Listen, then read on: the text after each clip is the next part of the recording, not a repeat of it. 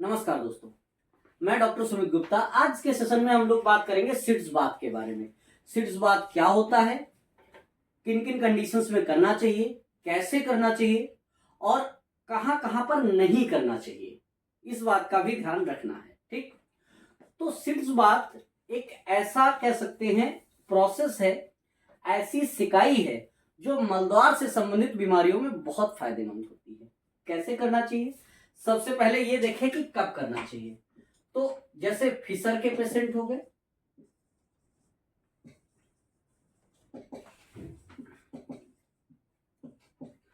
Fisher के patients में करना चाहिए, पाइल्स के पेशेंट में,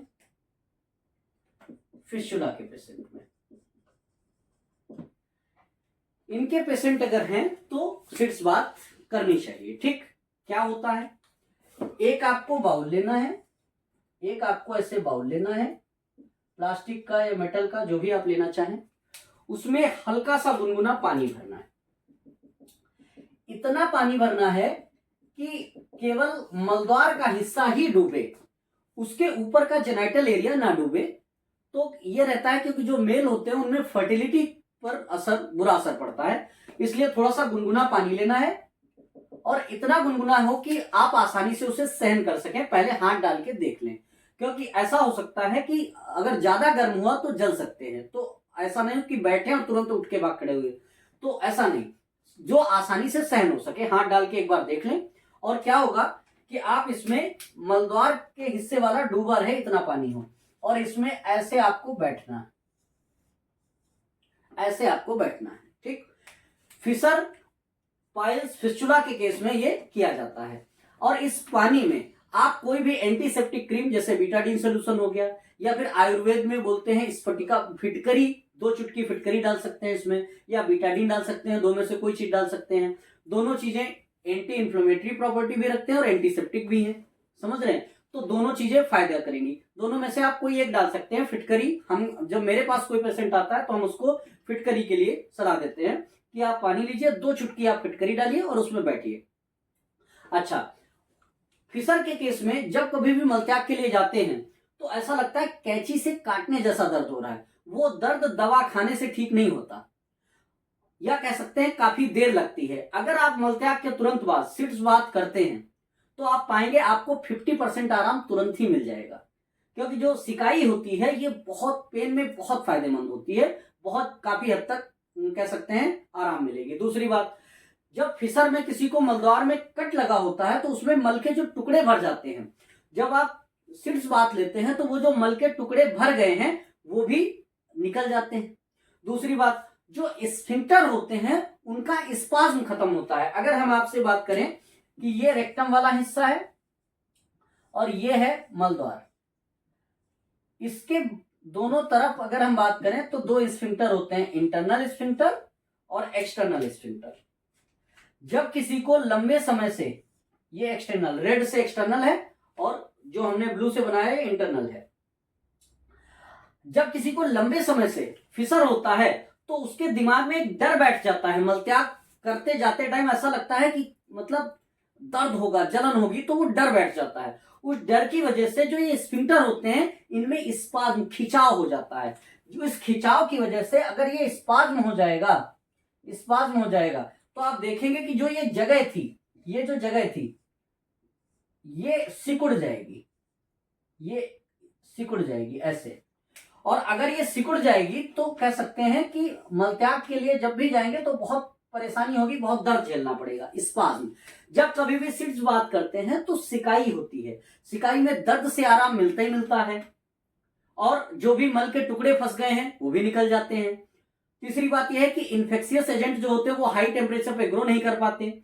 और चौथी बात यह है कि जो स्फिंक्टर में स्पाज्म है वो खत्म हो जाता है। स्फिंक्टर्स में जो स्पाज्म है, जो खिंचाव है, वो ठीक हो जाता है काफी हद तक।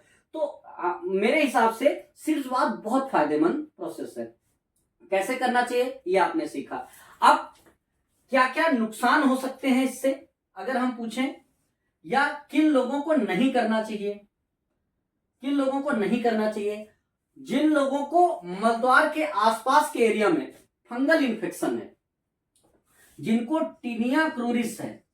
टीनिया क्रूरिस क्या होती है कि मलद्वार के आसपास के हिस्से में फंगल इन्फेक्शन हो जाता है, फंगस ग्रो करता है, समझ रहे हैं, फंगस। और अगर फंगस है तो आप पाएंगे कि फंगस होने की वजह से जब उसको गीला इन्वायरमेंट मिलता है, वेट इन्वायरमेंट मिलता है, तो वो और तेजी से ग्रो करता है। तो जिन लोगों को इस हिस्से में फंगल इन्फेक्शन होता है उनको मना करते हैं कि आप सीड्स बाथ ना लीजिए, क्योंकि यहाँ पे फंगस इन्फेक्शन और बढ़ेगा तो खुजली और बढ़ेगी, अनइजीनेस लगेगी। दूसरी बात, जिन लोगों को जलन पड़ती है, जलन पड़ने की कंडीशन ये हो सकती है, कई लोगों को तो डालने वाला जो इसके अंदर जैसे बीटाडीन सोल्यूशन डाला, बीटाडीन डाला या फिर फिटकरी डाली, एलम डाला, ठीक, कई लोगों को इससे एलर्जी होती है, तो जब वो इसको डालने के बाद बैठते हैं तो कहते हैं जलन पड़ने लग गई। तो अगर टीनिया क्रूरिस वाले हैं तो उनको कहा जाता है फंगल इन्फेक्शन वालों को नहीं लेना चाहिए। दूसरी बात, जिन लोगों को बर्निंग लग रही है एलर्जी की वजह से, तो आप ये कर सकते हैं कि इसमें बीटाडीन या फिटकरी ना डाल के आप सिर्फ गुनगुना पानी रखें, और अगर उससे भी आपको अनइजीनेस लग रही है तो आप ना ही ले, ठीक। तीसरी बात ये होती है कि जिन लोगों की स्किन बहुत ज्यादा सेंसिटिव होती है, कहते हैं कि गुनगुना पानी रखा था डॉक्टर साहब लेकिन फिर भी बैठे तो बहुत रेडनेस ही हो गई, बहुत देर तक जलन पड़ती रही, तो ऐसे लोगों को भी सीड्स बाथ नहीं लेना चाहिए जो बहुत ज्यादा सेंसिटिव हैं। सेंसिटिव का मतलब थोड़ा सा भी टेम्परेचर की वजह से उनको काफी देर तक जलन महसूस होने लगती है, पूरे हिप के हिस्से में कह सकते हैं, जितना हिस्सा डूबता है उसमें जलन महसूस होने लगती है।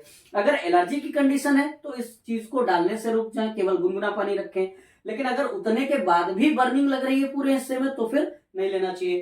तो जिन लोगों को सीड्स बाथ, जिन लोगों को फंगल इन्फेक्शन है उनको नहीं लेना चाहिए। दूसरी बात, जिन लोगों को इन चीजों से प्रॉब्लम है, जैसे बीटाडीन हो गया, कोई एंटीसेप्टिक सोल्यूशन हो गया, उससे है तो उसको अवॉइड करना चाहिए, और या फिर बहुत ज्यादा सेंसिटिविटी है तो उसको अवॉइड करना चाहिए। सीड्स बाथ से जो स्पाज्म है वो खत्म होता है या बहुत कम होता है, दर्द रिलैक्स होता है, हम कह रहे हैं 50% से ज्यादा आराम, जो एक पेनकिलर मेडिसिन जितना आराम देती है उससे ज्यादा सीड्स बाथ से, मतलब उससे ज्यादा आराम मिल जाता है। तो सीड्स बाथ मलद्वार से संबंधित बीमारियों में बहुत उपयोगी है, बहुत यूजफुल है। अब आप समझिए, जब कभी भी दो तीन, अब इसके बेनिफिट की अगर हम बात करें, बेनिफिट तो आप समझ चुके होंगे कि क्या क्या बेनिफिट है। पहली बात तो पेन कम होता है, पेन कम हो जाता है। दूसरी बात जो क्लीनिंग हो जाती है, कहाँ मल के टुकड़े फंस जाते हैं वो हट जाते हैं। तीसरी बात, जो एंटी इन्फ्लेमेटरी प्रॉपर्टी है, एंटीसेप्टिक है, तो इन्फ्लेमेशन में भी आराम मिलता है, ठीक। चौथी बात,